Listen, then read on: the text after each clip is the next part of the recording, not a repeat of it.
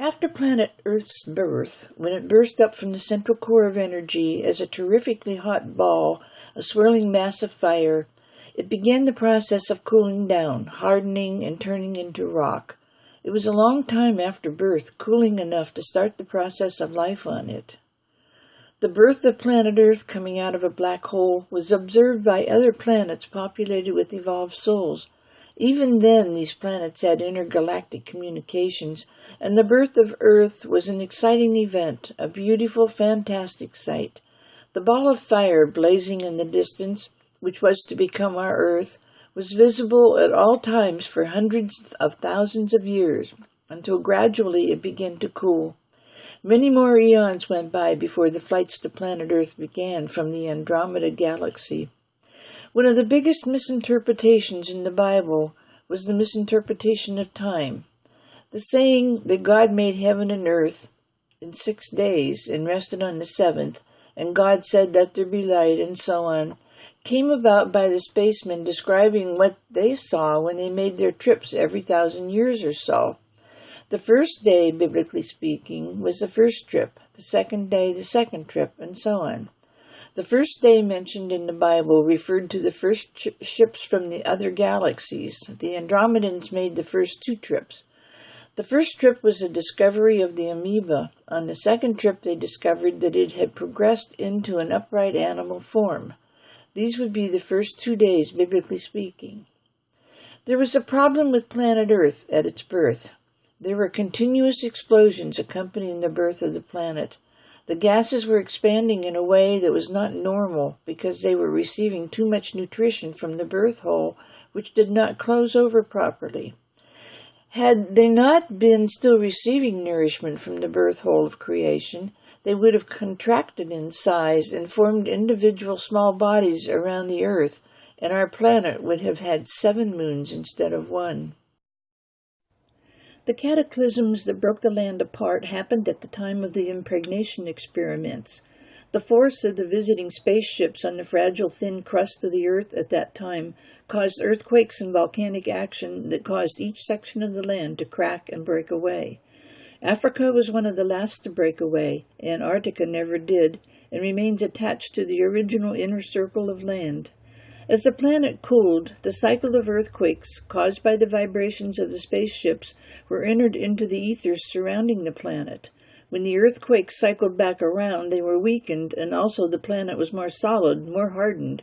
This is why Antarctica did not break free. It was the last to be experimented on, and Earth had cooled enough that the vibration of the ships did not cause the landmass to crack. Our space flights could conceivably cause the same thing to happen if a ship makes contact with a newly forming cooling body. Think of this. The astronomical kingdom began with a cloud of energy made up of the debris, which was the remnants from a planet that blew up, mixed with the conglomeration making up the elements. This energy makes up the electrical field or aura surrounding each planet. This is a force field of electrical current. This cloud of energy was present at the birth of the planet and could have been tapped into for unlimited source of energy. It still can be, but has moved much further away from the surface than it used to be. The atmospherical kingdom began with the formation of the force field with the weather patterns or currents of interaction between the planet's force field and the original makeup of the cosmos. This resulted in some pretty weird results at times. There were times when it seemed as though the sun itself was standing on the surface of the Earth. This can be thought of as the same effect that gives the aurora borealis. The prismatical kingdom began with the first faculty of light to become apparent in the universe, which was that of fire at the time of the explosion. This fire was caused by the friction between the outside pressure and the inside pressure. It ignited itself in what we now call lightning. A component of this fire from the lightning bolt was luminescence. Because our planet Earth was the fourth to complete the cooling and hardening process, I will put the date of the beginning of the Earth at approximately 5 billion years ago as the start of the geological kingdom.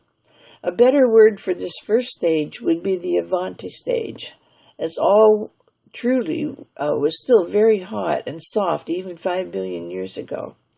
The geological kingdom had the rock formations coming into being, and the seas were separating from the land. Then the rocks began to break down into mineral composition. The start of the botanical kingdom could be put at 3 billion years ago. The earth was still very warm at this stage. The botanical kingdom began with the first wisp of grass that grew on the shore of the oceans. This progressed through each stage of evolution for plants. The next stage was that of repollination. These first plants were unisexual, the same as early animal life, although the means to reproduce was inherent within the first stalk of grass. The next change was the root system expanding to allow larger plants to recirculate their juices. The biological kingdom had its start with the actual formation of the amoeba when it was brought in from the central universe. This one-cell amoeba grew in a state of perfection. The atmosphere, the nourishment on planet Earth was just right because it was planned this way. It was like a recipe that was followed where Earth was in the inner planes. So much of this ingredient, so much of that ingredient. A shot of this, it's low in that. Give it so many grams of energy from this one. When the evolving animals were found to be standing upright, they were huge in size, what would be termed a giant in today's world. At the same time that they were inseminated with genes, they were also miniaturized to bring them down to the approximate size of the spacemen. The process took several generations. The other animals were also large, but were not miniaturized at that time. Therefore, they continued to grow, but the ones who were of the ape family that had been inseminated continued to get smaller. This group was now standing up on their hind legs. They were beginning to group together, taking cover from the large animals. They gathered together to find food and for protection, and they began to form a group consciousness of taking care of each other. They had a rudimentary mind working on an instinct level of procreation, self-preservation, and instinct survival. A new experiment was started on the animal form at this time that is still ongoing today. All of the animals that split the internal organs were artificially inseminated with genes from higher planets. The alteration that had to take place before the experiment could begin had to do with the internal digestive system. There are minute differences that perhaps our medical doctors and scientists are not aware of. These differences were very minute, but necessary, because the digestive system is the processing plant, you might say, for psychic energy, for the entrance of the spirit and the disbursement of the energies that the proper use of this divine spirit can bring. It is not as everyone would like to think in the brain. The energy center is in the digestive system. When the experimenters from Sirion saw this alteration happening, they began their experiments. They had been through this before and knew what to look for on this planet. These experiments had to do with the addition of chakras. The times when the big animals roamed the land was a period when Earth was left without help from other planets because of an event taking place at the other end of the Milky Way galaxy. A new star was being born, coming up out of a black hole like a bubble being blown out of a bubble pipe. It was a beautiful sight and so extremely exciting time period. This was the new planet spoken of in other material as being at the amoeba stage now. This time period, when there were no flights to Earth by spacemen, was the time period when the Dark Ages were upon the land. When the expeditions returned to Earth after this event was over, it was found to be overrun with huge animals, threatening extinction of the early man.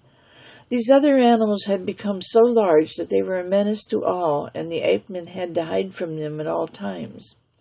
When the space flights resumed, it was realized that these huge animals had to be dealt with. They had to be destroyed, as they also threatened the spacemen's safety. Many different means were tried, but the disintegration ray was the most effective. This left no large bodies to contaminate the Earth. At the same time, the species of these were miniaturized so the species would not be totally wiped out. Yes, this is possible today, and also it is possible to giantize any species. But why would the spacemen want to? As stated, some of the young were miniaturized and survive today in the mini state. The band of energy, the lightning bolt, the solar flare Satania, coming from planet 3, wanted to know everything. They wanted to get into those things that were standing up and grouping together and experience what they saw those things experiencing. We'll call them cavemen, as that is what they had evolved to by this time. But let there be no doubt about it, they came from the apes. Lucifer decided that he would be able to learn more and experience more if the energy was split into individual sparks and allowed to enter the animal forms that were standing upright, that populated Earth at this time. Up at the top of this whirlpool, the energy snapped loose and shattered into billions of fiery sparks. This was what Lucifer wanted. Now these sparks could get into some of those bodies, the bigger ones, the ones that were standing on their 2 hind legs and walking around. Those were the ones the sparks wanted to enter, and every one of the sparks automatically, instinctively knew which of those strange creatures they wanted to go into. The ones walking around, standing upright, were having more fun. They knew more about what was going on. They had better minds and were more aware. The shattering of the sparks provided an individualized piece of strong energy to enter the more advanced life forms, the ape-man or caveman, if you will. When a few of the sparks tried to enter the bodies of the cavemen, it was a very frightening experience because they couldn't seem to control the thing they had gone into because the animal bodies were much too dense and strongly animalistic. Their hold was so strong that the spirit thought forms trying to inhabit them had to give up because they had no way of controlling the animal nature. Quite a few of the spirits actually tried to go into the cavemen and found there was absolutely no way they could control them. They wanted to control them because otherwise they would just be along for the ride and they wouldn't learn anything on their own. They wouldn't be able to have their own experiences, and this is what this planet number 4 was laid out for, to experience.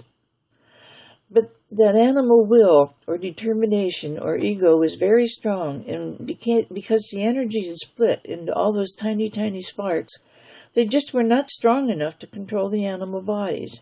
Now, had the energy not shattered into such tiny little sparks, had it shattered into bigger globs of the divineness, perhaps those bigger sparks could have gone into the animal forms and been able to control them.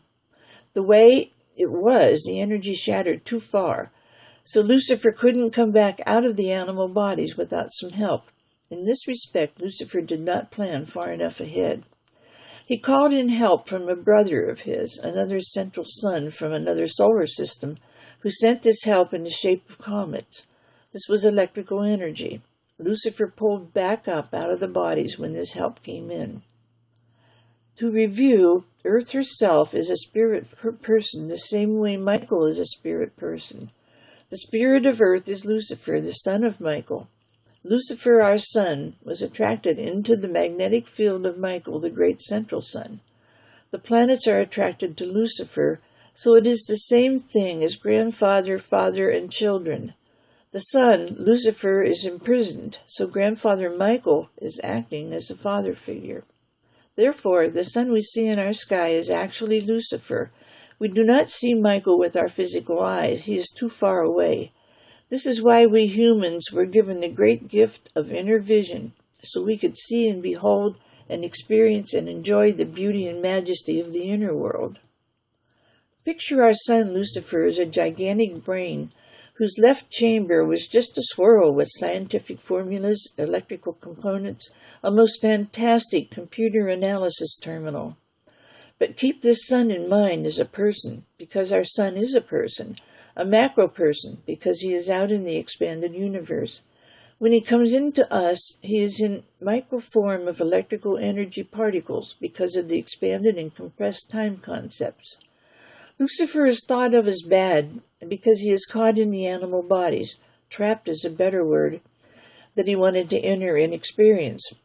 If Lucifer is thought of as evil, then humanity is thinking of themselves as evil, and his thoughts are things, then they are evil. The name of Lucifer simply must be cleared of the reputation of evil. Lucifer is truly the beautiful spirit that is beginning to rise up out of the animal nature of humanity to claim its birthright. The more that awaken to what has happened to Lucifer, the more quickly he can leave the animal bodies. He cannot come out of them until we do, because we are Lucifer.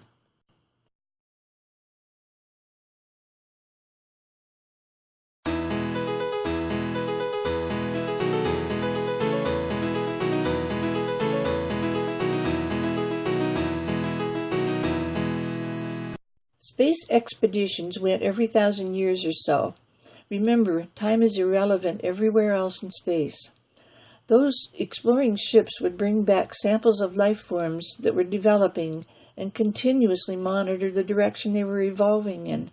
They were put in laboratories and their evolution speeded up so that the explorers knew, eons before it happened, what man would eventually look like. The speed up of evolution was done by artificially inseminating evolving man with their own genes. This is where the saying that we were made in God's image came from. When the spacemen first landed on the biblical third day to do the first explorations, this is where they set down their ship. It was a huge mothership brought on this excursion for the purpose of a long-term stay for the astronauts to live in. The animals who saw them were frightened of this huge monster and all left the area. They finally tempted a few with food to come near them, ready to destroy them if they turned on them. These few were males. They needed to catch the females, but could not contact them. They had to finally set traps. This was when the first genes, the pure strain, were injected into the race. The divine sparks entered the bodies after the third round of inseminations took place. This would be the 5th day, biblically speaking. This was at the time of Lemuria. It finally was determined through trial and error that 2 generations needed to pass before the next mating took place. So the time from the beginning of the first matings to the days of Lemuria was more like 6 generations. The Garden of Eden came about 3 generations later to give added help. This is the beginning of recorded history in the Bible. The biblical passage, "What God hath joined together, let no man put asunder," was given by the spacemen as applying to the breeding experiments between the sons of God and the sons of man, in that now that it had been accomplished, it never could or would be undone by anyone. This mating that the spacemen were talking of has been misinterpreted as being a mating between humans. It was incorporated into the marriage ceremony due to misinterpretation, not as a deliberate act to control people. This was the actual start of human beings, where spiritual and physical evolution meet. Humans, meaning the half animal, half man, were created when the divine spirits began to enter the refined animal forms to learn and experience the animalistic nature of Earth, so that they would have control of Earth. They have finally realized that they cannot control the nature forces of the planets, but can learn to control the nature forces, animal nature, of the forms, the bodies. The 7 soul rays were sent down after the 5th round of inseminations, approximately 50,000 years ago. This was considered the Lemanian stage, which lasted about 10,000 years, and was followed by the Lemurian stage at approximately 40,000 years ago. This was followed by Atlantis approximately 30,000 years ago. The thought forms had been just floating around waiting after their first try at entering bodies. They had quite a long wait. It took about 3 rounds of inseminations, waiting a couple of generations between each round, before the forms were finally refined to the point where Michael, the Oversoul, thought that his children could try it again. Eventually, humanity developed into the stage termed the Atlantean stage, and the 6th chakra, the third eye, developed. This 6th chakra was due in part to man's deviousness, cunning, and manipulation, and also due to the disuse of the solar plexus. When they wanted to know what others were thinking, they used their imagination to visualize what the other person was thinking, trying to second-guess each other. This led to daydreaming and more visualization and imagination. This in turn led to the 6th center, the third eye. The stage of Atlantis was a mess. Even Michael himself could not control it. He had lost all control. Those animal men, those cavemen, had no thought as far as anyone else went. Having both parts, male and female, in the same body made for not only very wise, knowledgeable, creative entities, but at the same time created many warped minds with twisted sexual appetites and weird, sensational ways of appeasing them. In the same body were genius qualities, and at the same time the most retarded in this one area of development, the sexual drive. Michael felt he had to do something. He decided that he was going to almost have to start over again, only with the refined caveman instead of clear back to the early animal. At the time of Atlantis, he asked for help again from an even older brother who had gone on to another galaxy. This brother sent help in the form of storms that practically destroyed this beautiful Earth. But Michael had to have this done because the cavemen were going to destroy it themselves if he didn't do it, so he cleaned it up. The most advanced of the cavemen and the most advanced of the animals were saved, and he started his creation over, the biblical story of Noah and the ark. This was the time when Atlantis disappeared, the same way our west coast will go. The most evolved humans were in Atlantis at that time, and the loss of this civilization would have been a major setback for planet Earth. The people were removed over a period of 50 years or so. The divine sparks were whole, male and female, until the powers were stripped from man with the restructuring of the human form. This took place when it was determined that both parts of the entity were not to be allowed to surface on the earth at the same time.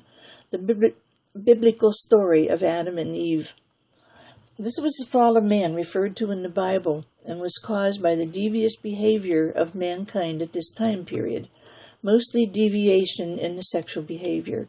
Beginning at this time, half of the divine spark was all that was allowed to enter the form. The other half had to stay in the inner planes and control the half that went into the body. Help for the developing human continued to come in from Lucifer's brothers. This was in the form of nutrition for his restructured creation.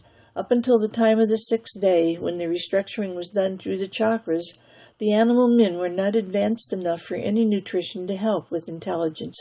But by the time Atlantis was destroyed, the spacemen needed to know if superior nutrition would help create a more thinking, reasoning human. Thus, experiments with nutrition had been started. On the sixth day of creation, the spaceships came from outside our solar system. Some came from Clarion and some from Edentia, which is where the man Eden came from, the planet Edentia, to start the experimental garden. The biblical land of Canaan, the promised land, was the Garden of Eden. They were one and the same thing.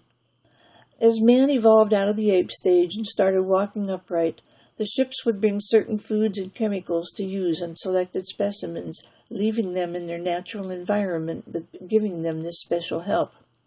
As given, the Garden of Eden was an experimental growing station for producing more nutritious fruits and vegetables than the earth was able to produce at that time period. By this time, the conscience of man had started developing. The Garden of Eden was begun at the same time as the restructuring because it was realized that this nutrition was going to be responsible for a large part of the refinement of the forms on this planet Earth. The garden was a huge mass of land that vanished over a period of about 300 years to really increase the brain capacity of these humans. The Garden of Eden was located in the country known as Israel. It was a large plat of ground near the Sinai Desert that was irrigated with a tremendous irrigation system, bringing water from the distant Nile River. The pipeline followed the river until the point where it meets the Jordan, then crossed at this point into present-day Israel. There is still evidence of this system to be found if excavation were made at strategic points. On the eastern bank of the Nile River in Egypt, near the town of Bethane, there is a masonry standard that bore the weight of the pipes carrying the water as it was siphoned out of the river. The irrigation system used was quite elaborate for its day, having these pipes of sheepskin crisscrossing the growing station with punctures in them and the ability to close the water off at the top of the hill. There are several of these pipe bags preserved in a cave in the hillside near the town of Judea. If evidence is wanted or needed, a dig could be done there.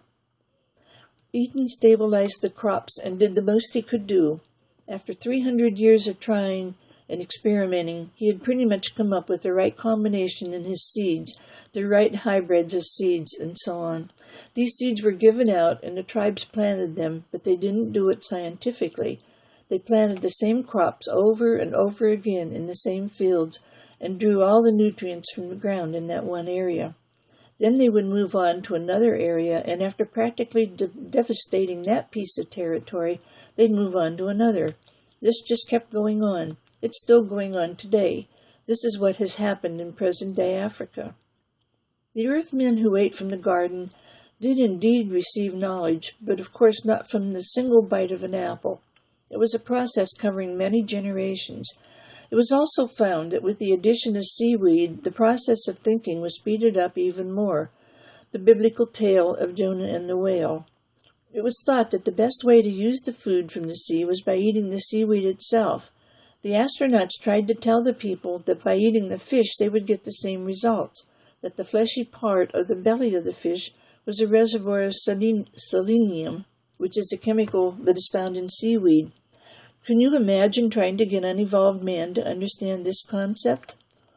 The House of David was one of the 7 original tribes known as the Jewish race. This is why they were called the chosen race. They were chosen, but there was no particular honor in being chosen. In fact, there was a good deal of sadness because some of the family units of the original tribe were broken apart. The split of the group split up families, which left a heart-wrenching sadness in these animal men. The 2 halves of this tribe had all received the same genes, but one group was chosen to be the benefactors of the experimental garden, the other group not. This also was what instigated the practice of circumcision, so in case one of those outside the garden tried to have his way with one of the women in the garden, she would know immediately that he was not one of her kind, and could protect herself from his advances as best she could. If he had his way with her anyway, the baby was destroyed.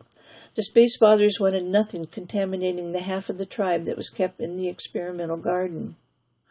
The half of the tribe put in the garden was the tribe called the Amorites. They were from the House of David. They were eventually released from their bondage and told to go into the world and mix with all others. They went across the land bridge and into America, but they were not the Indians. They were the survivors of Lemuria and eventually mixed and mated with the Indians. There are still a goodly number of them in Egypt and are the instigators of the fighting there at this time. This is called the Aryan race today, this half of the chosen tribe.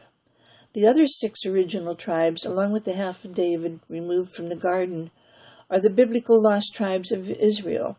They were considered lost as far as the spacemen were concerned, not lost in a literal sense of the word, only in a spiritual sense. The captain had driven them out of the Garden of Eden, which was, remember, an experimental garden for aiding evolution. He had to have a test case to compare against those helped by the garden food. More help had been called in from other planets, and the other races were started. All the races became mixed, and many shades of all colors began to appear. At this time, the other 6 tribes mixed with the half of the tribe of David not allowed in the garden, and the spacemen lost their test case. This was the Jewish race. They stayed true to themselves for many centuries, for several generations, so the spacemen still had a fairly accurate testing for approximately 6 generations. For this reason, it has unwittingly been an ongoing experiment.